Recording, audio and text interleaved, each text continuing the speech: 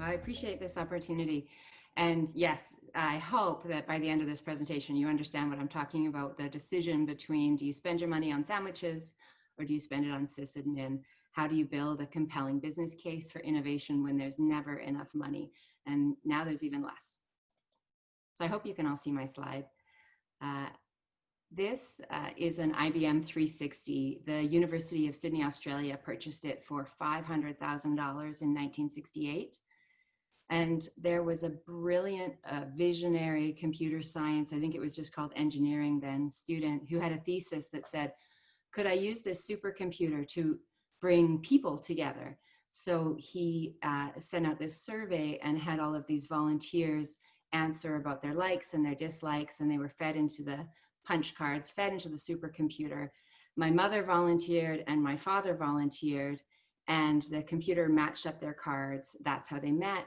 They started dating, got married, had me, so I'm a product of the first round of computer dating, and I had no choice but to go into this career because I owe it to the IBM.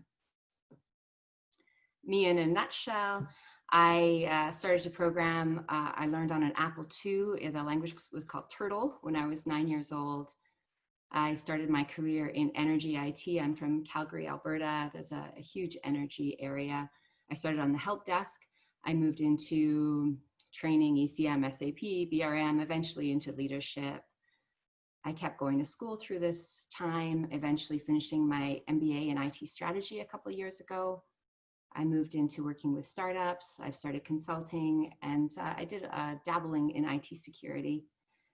But the thing that I loved to do more than anything was volunteering, giving back, finding time to participate in my community and make a difference. So I was really excited that there was a role as CIO in one of our local nonprofits, one of the largest in North America, that was founded in Calgary. But they're really rarely likely to hire from outside. The difference was that I had been volunteering once a month for a couple of years at this charity and nonprofit. So that was enough for them to consider me as an interview. Normally they would only hire somebody who came IT from the nonprofit world. So I broke in, I snuck in. And in the first interview, the gentleman spoke for 90 minutes, complained about IT. We've all been in those fire hose monologues about all of the technical problems with the systems. But in this case, it was an interview. So it was super strange that I left the interview 90 minutes later and he hadn't asked me a question. I hadn't had an opportunity to say anything. And I was so eager for the job and had so many things I wanted to say, but he just kept going and going about this is wrong and that's wrong and this is wrong. So for some reason, I was called back for my second interview. I learned later they already had a candidate in mind. This was just to make sure that it looked like they had somebody. And I thought, I'm not going to squander this opportunity. I want the job more than anything.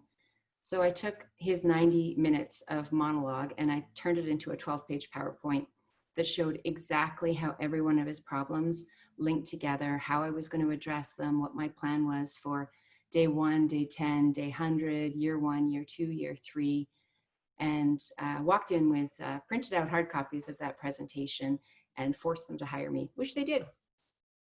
So this is one of the slides. I won't show you the other 11, I promise. I just used the Stanford execution framework, and one of the complaints was that clients weren't feeling safe in the facility.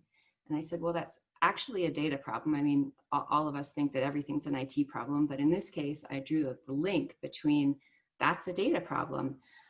You have dirty data, it doesn't have any governance, there's no data security, and we need to address those 3 pieces before we can move on to having safe, reliable data. Only then can we integrate the data. Then we can begin to actually have some kind of safety metrics, increased intelligence about what the impact of those metrics mean. And only by reacting to that can we make the clients feel safer. So the nonprofit challenge about clients feeling unsafe, data. Another one of the challenges was donor satisfaction.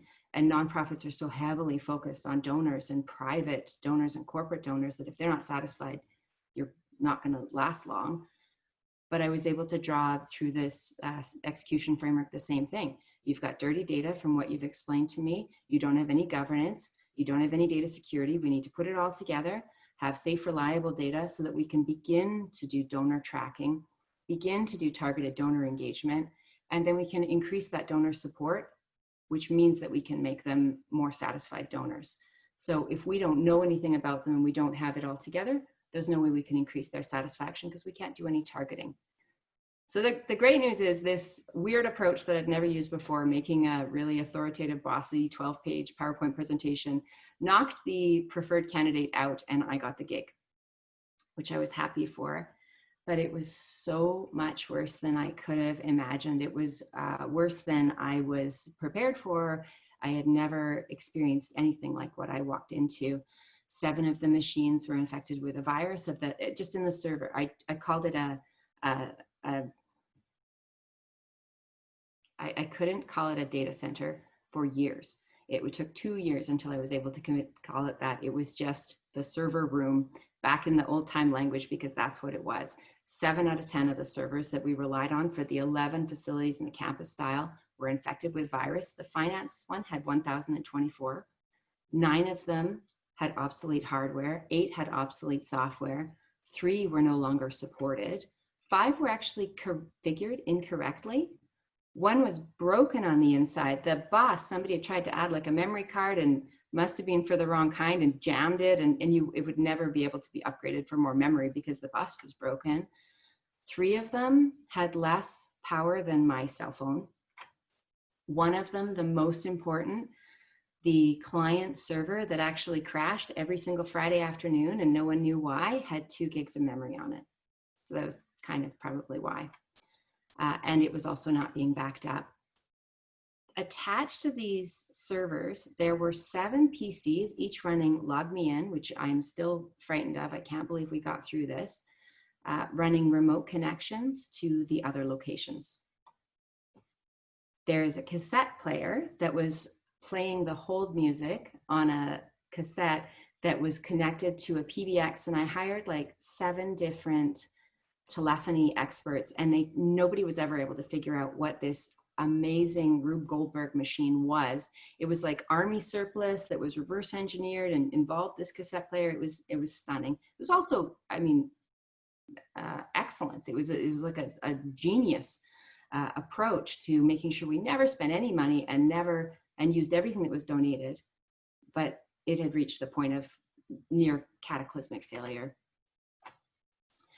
On my first day of CIO, the CFO came down the hall as I was learning this about all of the technology problems, and he said, "Helen, the garage door is not working."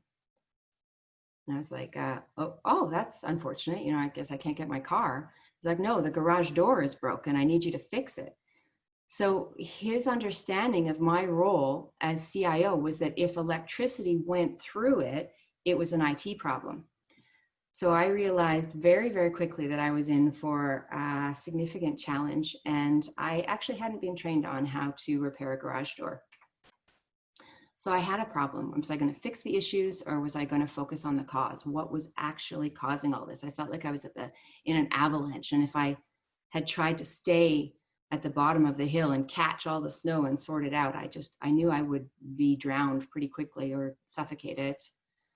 So I picked up the phone and I called a technical school and I begged them for practicum students. They had a batch available, luckily. So I had 8 students come and work with me full time right away. And they were new grads, they were new to IT, but we made a really great team going around and just making a list of what was happening. And the great thing was, because they were new graduate students, they didn't know they weren't expected to fix a garage door normally in IT, so I was able to work with them and solve that problem as well. So we had this significant challenge. All of the servers, the infrastructure was really broken, and I didn't have the funding, because all of the money would be focused on making sure that we were providing services to people that needed them so much. As so many nonprofits are focused on that, they don't find the ability to invest in the technology that would make a difference. So over the 3 years that I worked in this role, I ended up working with 5 different schools. I ended up having over $600,000 worth of student practicum. So that was about 85 different various lengths of practicum students, and trying to run an entire organization off a volunteer team. because there were only 2 IT helpers when I walked in. And they didn't tell me that when I was hired as CIO either. So I was able to actually build up a team, and at times I usually had about 25 people, which was completely new versus having just 2 in the past. Any of the volunteers that were spectacular, of which there were many, I found a way to find a job for them. So even though I was told there would never be any new hires, by bringing the students in and having the best of the best show themselves as the best and showing the output of the work that these volunteer students were doing, I was able to build up that case for more staff and more staff and more staff, because my executive peers and the other people in the other departments and on the front line were experiencing that their life was actually changing, that their systems were working faster and better, and their calls were being answered, and systems were staying up. So I was able to slowly build this business case and move these students from volunteer roles into employment roles, the best of the best. I needed a new network. It was one of the many technical problems, and there was no way I could solve that. I was able to get the technology donated, the hardware donated, by calling up some old corporate friends. But what I did to get the network redesigned was I called a technical school and worked with the network technician instructors. I wrote their final exam with the problems that I was facing in the facility.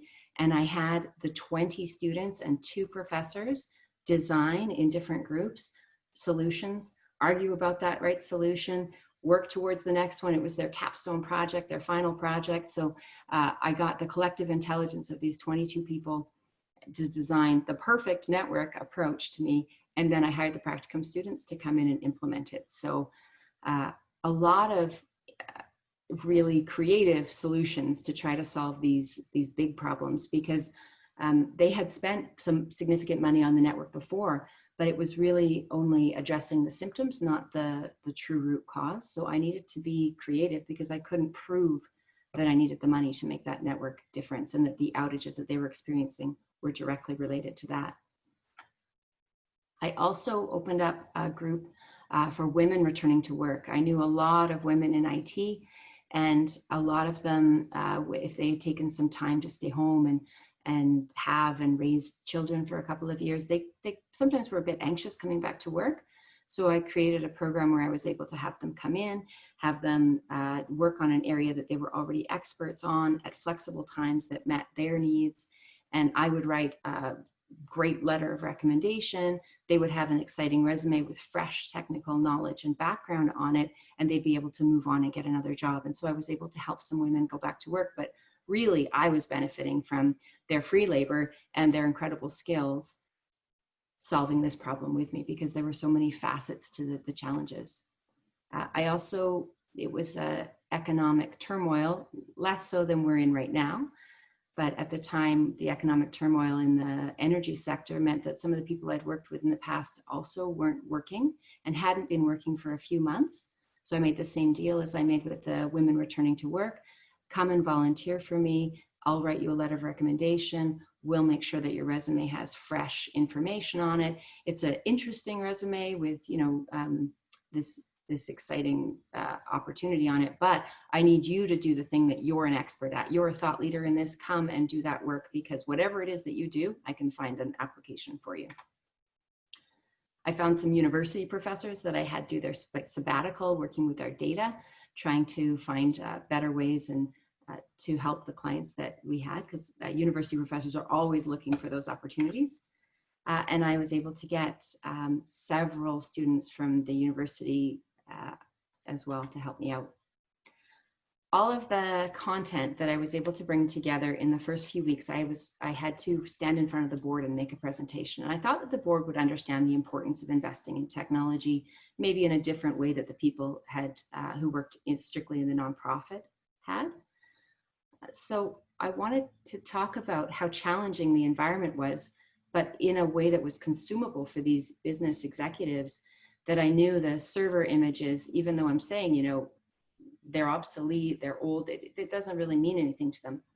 So luckily I had these students and I was able to spend my time focusing on exactly why we were in this situation. I interviewed people from every single area, at least one person, and I was able to make a list, like a heat map. I thought I need to make a heat map so I don't look hysterical and say the sky is falling.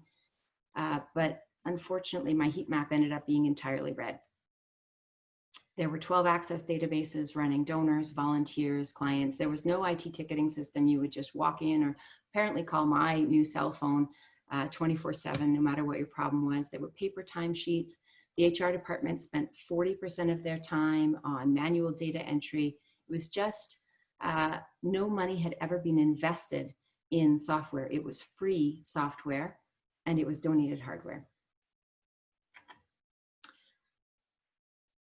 I really struggled with how could I talk to the board about the problems that I was having without sounding insane and without going, oh, I've been here for 5 weeks. And the person who'd actually been hired before me ran off in tears in the first 3 months. So I didn't want to be that person either.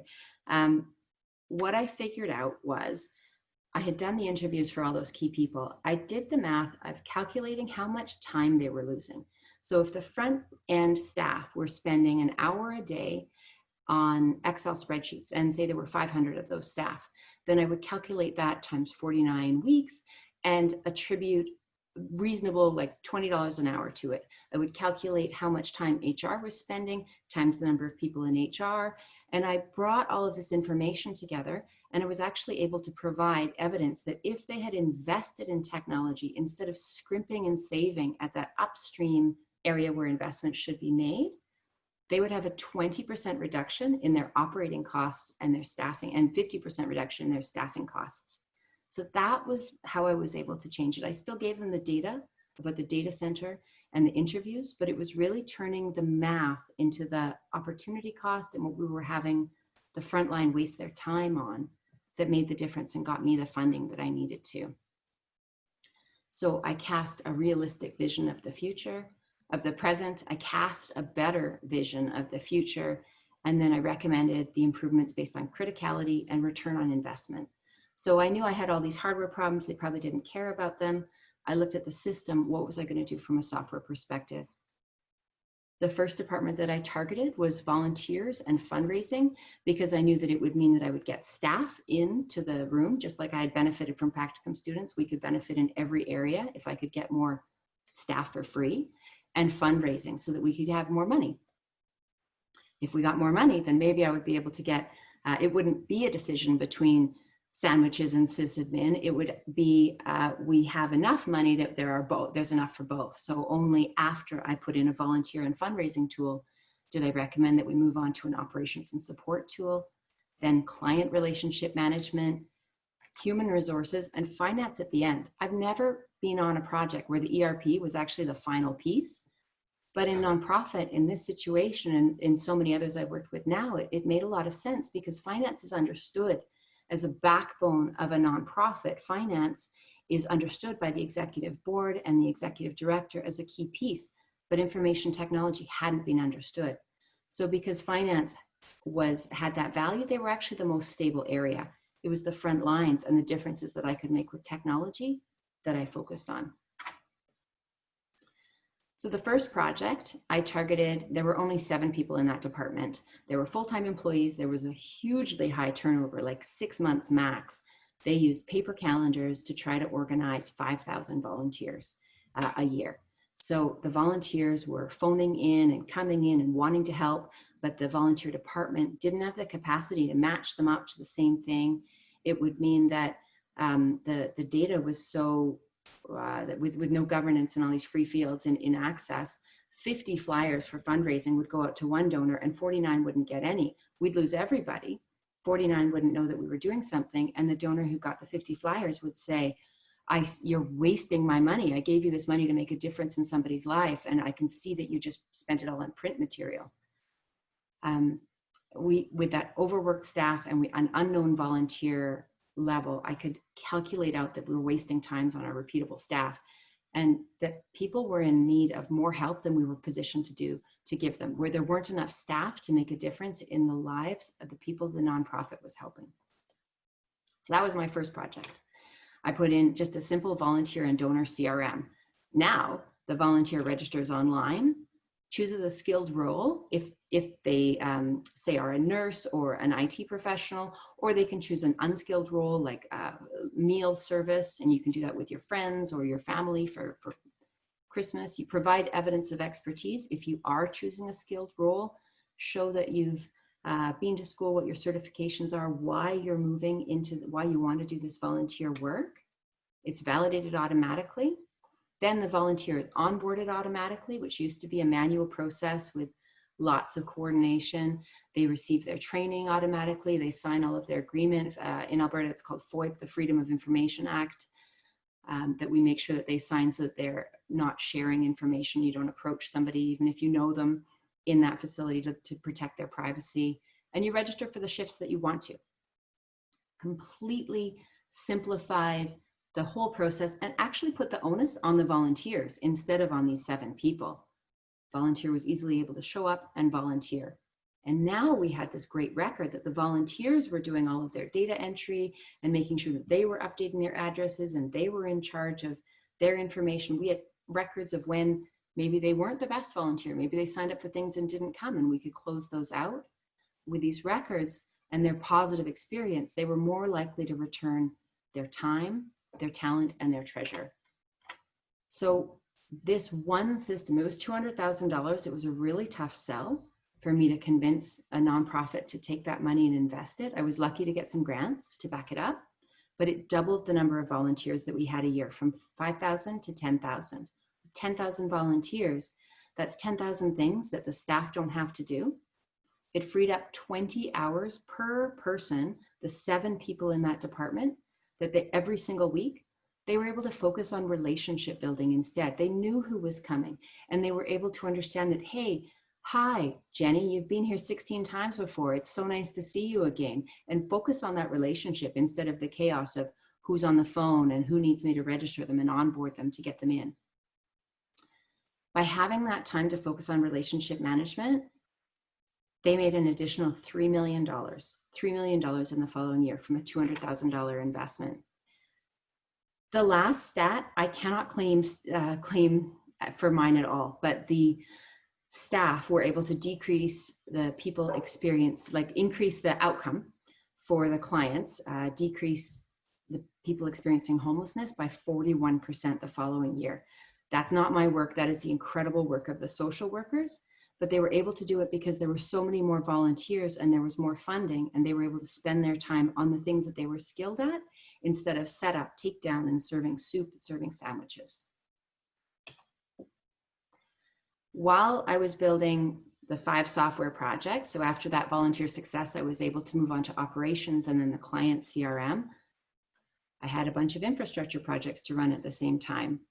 When I started, when you wanted to go to the internet, it would actually take a minute from the time that you clicked any of the internet icons to getting to the page, because it went through 3 domain controllers with a group of 300 people. I'm not sure why it was set up in that way. Some of them were, 2 of them were only half built, but it's like they were tried and then abandoned, but they were still redirecting the route.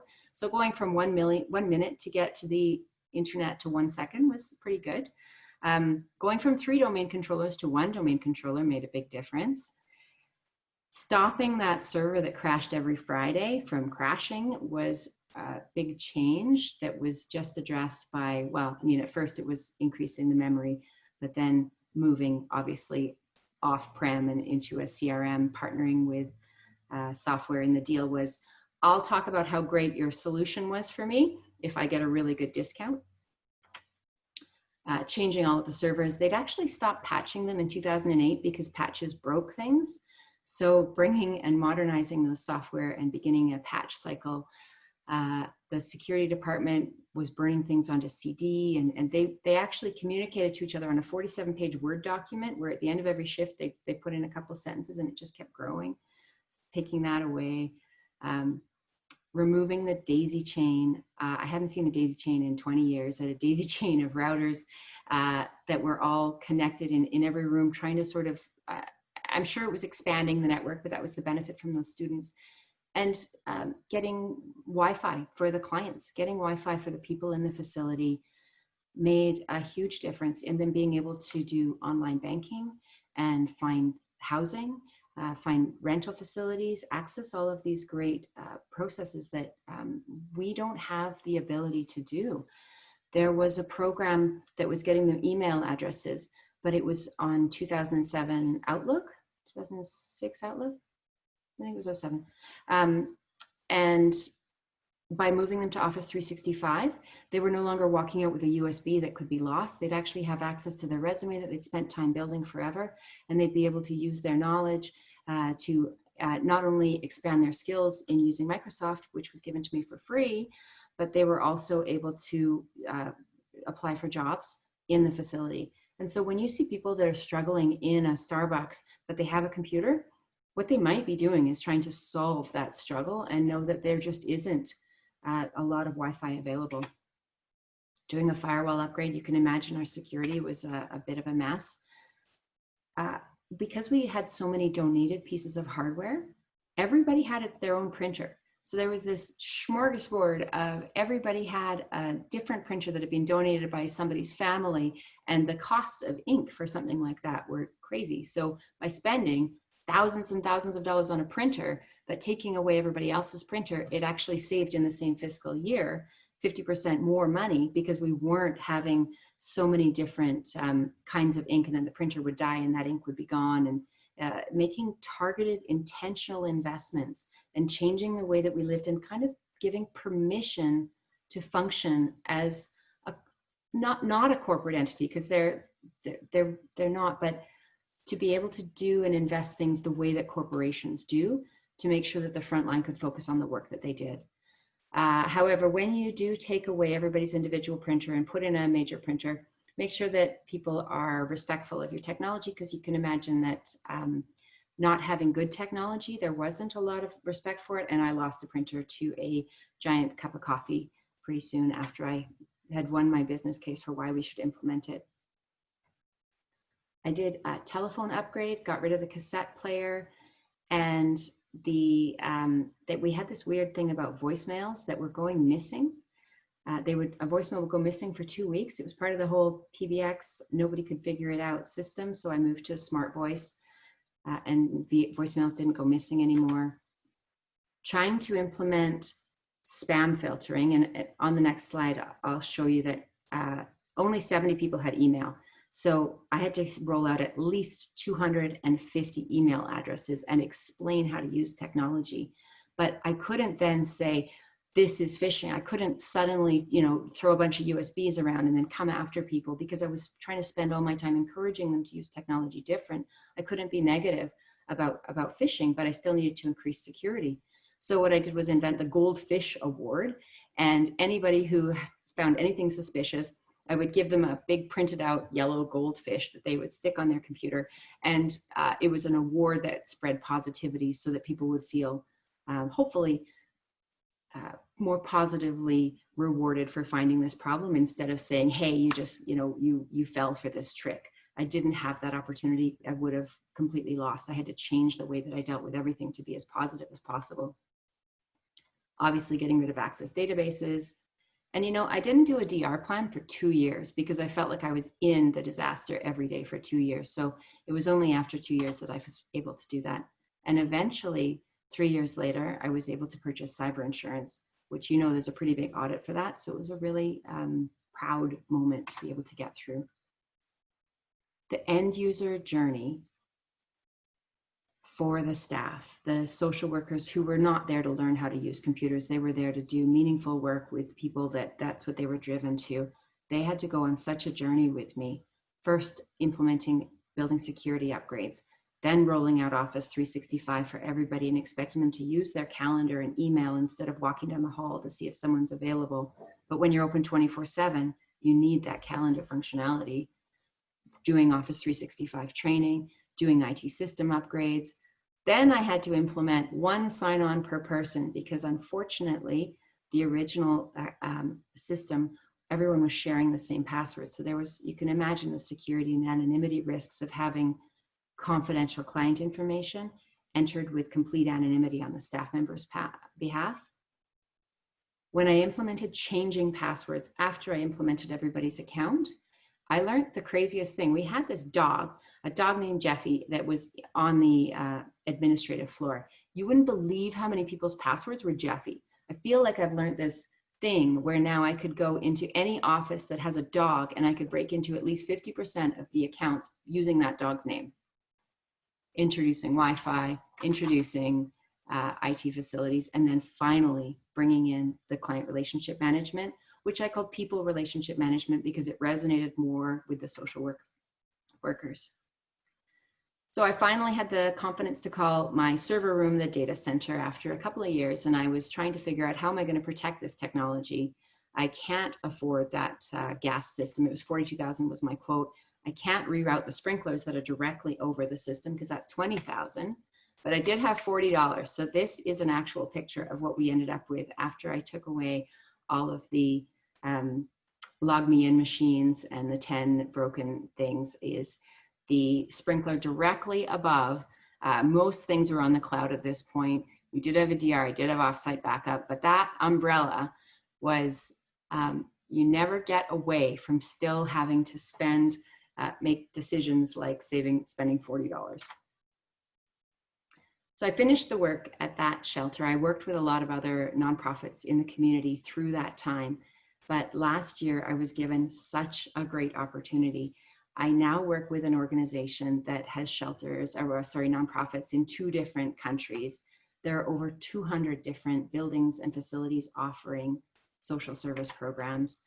And I am on a 3-year plan to completely revolutionize all of their work. So I'm trying to do the same work that I did in the first nonprofit at 200 times the scale. I've calculated out the cost of that project will be $18 million to implement it. Again, that's a lot of sandwiches that I'm taking away from people. But the return on investment I've been able to calculate is $50 million a year. So if I can get the grants, the investment, the willingness, the understanding, and the partnership to get $18 million, I'll be able to return $50 million every single year.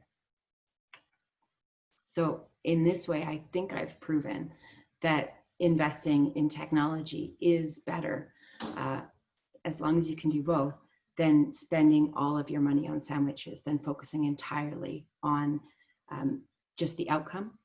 It's okay, even as a nonprofit, to invest in technology. It's critical, and it can give you more value than 6 grants. I have a hobby, techforsocialgood.ca. I started this with a couple of friends, and we're trying to demystify technology for executive directors and CFOs, maybe board members, for nonprofits across Canada and the US. There's 86,000 nonprofits in Canada. 50% of them have less than 100 people. And they're using technology maybe in similar ways as the nonprofits that I've worked with to date, because at this point now I can say I've worked with 400 of them. And I'd like to explain and provide that evidence to as many people as I can that investing in IT will actually have greater impact and greater output and greater influence across the board than even doubling your team. And that's it. That's my story. I'm still doing this work. I've got 2.5 years left on my project trying to address the 200 shelters. It's gotten a little bit harder and a little bit easier during the pandemic. But I have a question for you guys, if there's no questions for me. So my question for you to think about is, what's the best way that you have thought to sell the point of investing upstream in technology because of the downstream impact? I showed you how I did it. I showed you how I calculated the math, and I calculated hours, and I talked about the wasted opportunity costs. But I feel like I want to benefit from all of you smart folk. Is how do you explain and advocate for the right investment in technology? So that's my question. You can answer that one, or maybe you have your own questions. Well, thank you. I hope I wasn't on mute. Helen, no, not at all. That was absolutely fantastic. Like, great, honestly, to get such a candid insight into an organization, an industry that a lot of the folks watching right now have never really had that level of exposure to. So I think that's amazing. I actually recall the time when you told me about how difficult it was to roll out Office 365 the employees. I remember you walking me through that, which was quite fun when we talk about change management.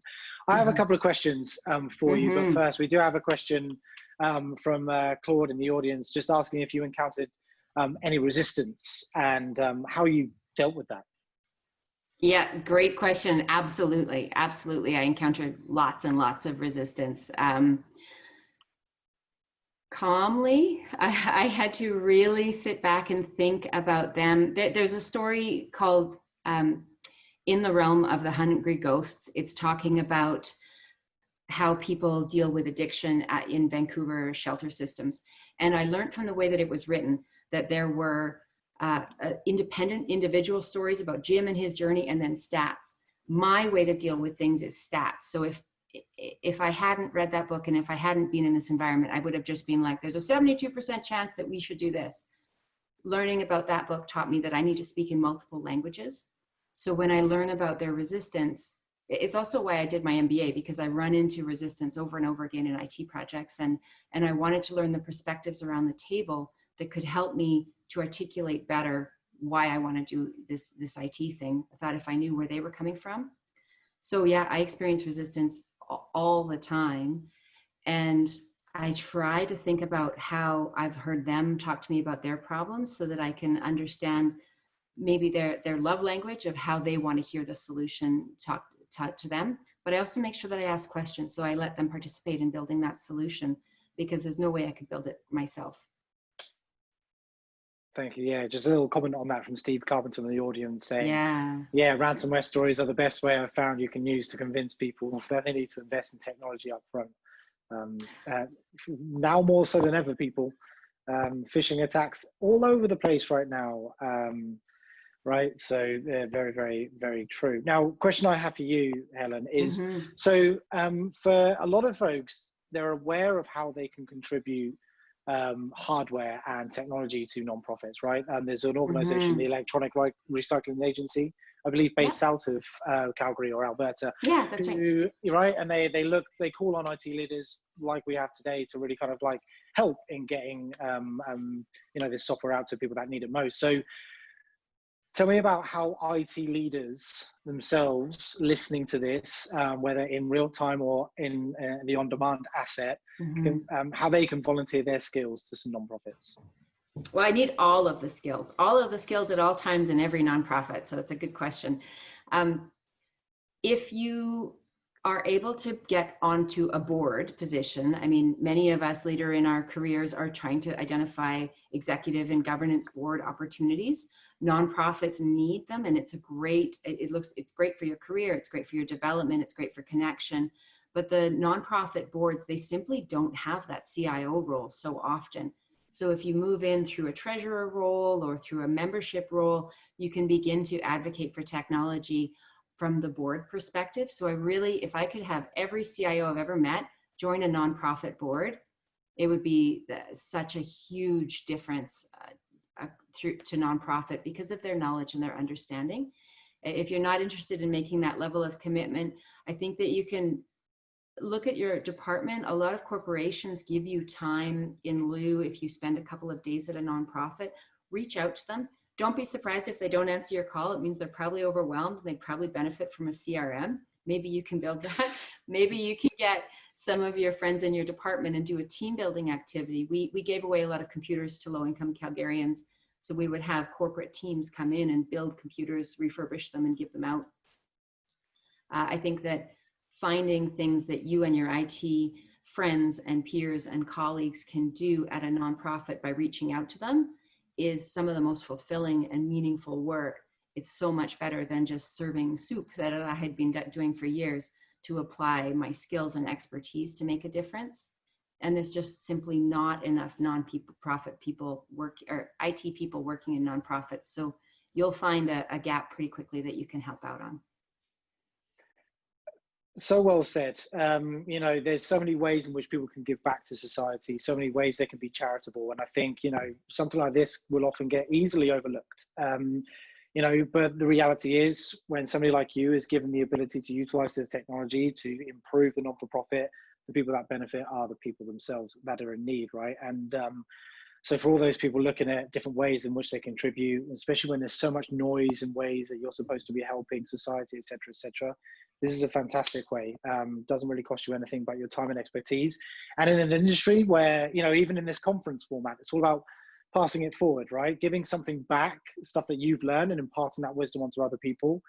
Nothing more fitting than, giving back to a nonprofit.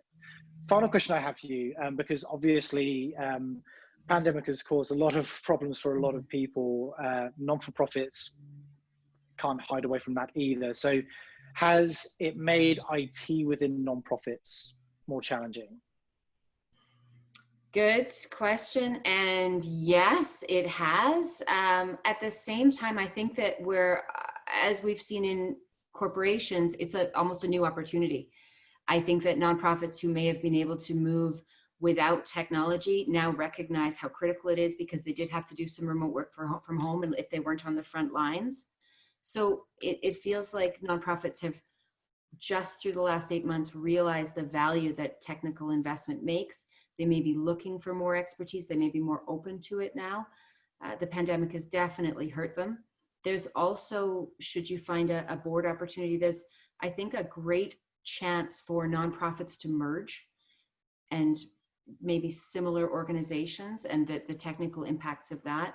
I think we will lose a lot of nonprofits that are the social safety net, the fabric of our society, through as an outcome of this pandemic, making sure that you are donating, if you can, where you can, to the large and most reputable, most, best score on Charity Navigator organizations. But they need you. And I can't imagine how they're going to get through the pandemic without IT expertise, because before me, they only had IT helpers and people that were trying to solve things with wires at the hardware level. We can't do that. We can't do that to get through this. Well, thank you very much for providing that insight. As I mentioned, Helen, perfect place to stop. The time is up. So thank you very much. Everyone in the audience, they can just join in giving Helen a bit of a virtual round of applause here.